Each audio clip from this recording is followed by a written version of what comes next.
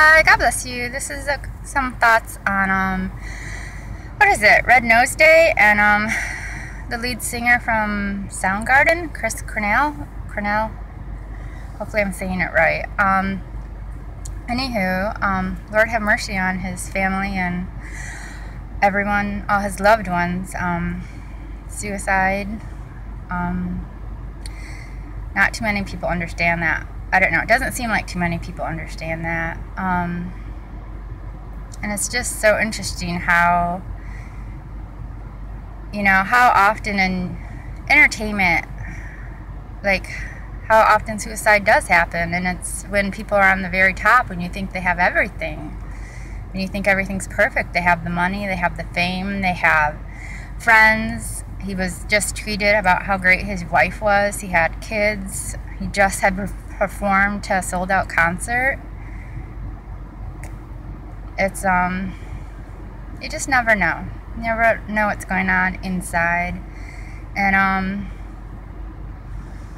there's quite a few things on homeless, and the homeless community is majority are men, and I see a lot of white men, and I know usually factors are higher for men with suicide, and I know one day they pulled a body, a homeless guy went into the ocean, and I know a gal who went into the ocean, but she had second thoughts, and I've been down that road too, so, but I've dealt with that for a very long time, long before I was homeless, and I guess the point is it's really frustrating when people are, telling the homeless, or better yet, the houseless, what ends up and how wrong we are, when time and again you have people who have everything committing suicide, and there's so much unhappiness in homes. There's so many people in homes that have high debt, that are unhappy, that are depressed, that are suicidal, that are abusive, and you're telling me that you know better than I do?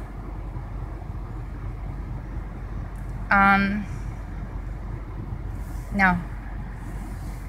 And I know, and I see it with other homeless people. They can get beaten down very quickly, whether it's, a rough, rocky upbringing, or, addictions, or bad decisions, and not the best behavior. They can get in, limited education. They get beaten down really fast. I don't have any of that. Life can suck sometimes. And if it can suck when everything is going right, when things do happen, whether it's due to your choices or just life sucks and things are done to you or life happens, nothing is guaranteed. It just really isn't. I witnessed a fatal accident at a very young age, and it's like, wow, you can have everything, and you can have it taken away in a blink of an eye. I had a neighbor, someone in her family, in a blink of an eye, they went from healthy to, they couldn't do anything. They needed help just to go to the bathroom. And I had to volunteer one time for a class, and I wound up 20 hours, changed my life, and it just drilled home how fragile, no matter how strong you think you are, no matter how amazing the body is, it's so fragile. I volunteered with people with severe brain injuries. If you want a new perspective, go spend some time volunteering with people who have significant losses. I know that to this day, that was a very long time ago. And I still can get choked up.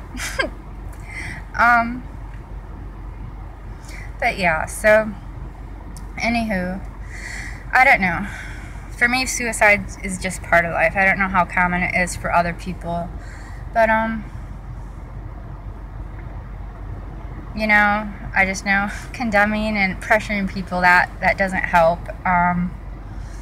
And maybe you just, I don't know, if you're going through it, Lord have mercy.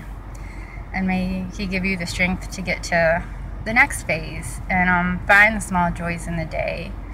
I like, what is it, Awaken with JP? He's on YouTube. He has one on the terrorism of happiness. And you know, just how unrealistic it is to think that we need to be happy all the time, and how much pressure that puts on us to deny and avoid all our other emotions. And our emotions are like, you know, how do you say, a rainbow.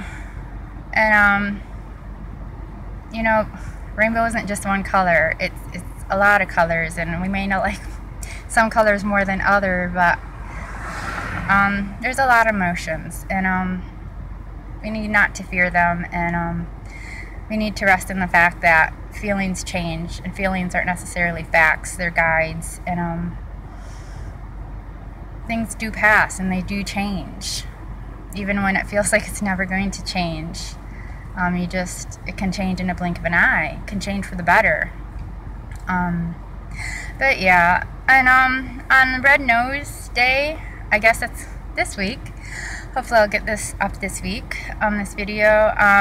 When I saw things for the UK and America, and then they help poverty children in America and around the world, and it's like, I'm all for, like, you know, good water and, you know, good electricity and all that, and some education, but I think it's dangerous when we make education a god and, you know, our savior, because look at America. I mean, everyone's educated, but we've gone from being educated to just busy work, from learning to think and being critical to just being a propaganda machine and being robots.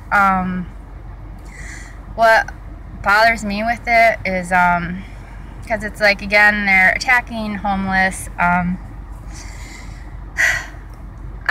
There's not many homeless children that I've come across. I know one couple that had 4 children under the age of 5 in a 4-door car. I don't know how they did it. I seriously do not know how they did it. But they did, and I saw them for like a year and a half, and it was amazing. They would smile. They had this peace about them. The children were always polite. They could laugh. It was so beautiful. And it was just so beautiful. And I've worked with children, and I used to work in a school district, very, very good school district, and those kids were not happy. I worked K through 12 or K through 4 for that job, and not happy children whatsoever. It was like they were so depressed. I got to the point, because some of them were asking me questions, and it was like about virtues. So I read a book about virtues, and then like every day we'd go over a virtue, or they would have to tell me something good that happened in the day. And it was unbelievable how every single child, no matter what, they couldn't, it was such a struggle to find something good about the day. It was stunning to see how overwhelmed and depressed they were. And this is K through 4 in a really good school district. And yet these children, there's 4 children in a 4-door car with 2, like, you know, the parents were not petite by any measure, and they're smiling and they're laughing and they're being polite. Poverty doesn't need to be esteemed, but we need to stop criminalizing it and demonizing it, and just, we have a lot to learn from each other. And I've been on both sides of the coins, and there's a lot to learn. And it's interesting when you like read reports from missionaries, like how the beauty that can be found in third world countries. You know, there's so much unhappiness and depression and anger in our nation towards ourselves and towards each other. We're really lacking something. We're really missing something. And money doesn't necessarily solve everything. It definitely doesn't bring happiness. But alrighty, well, you take care. God bless.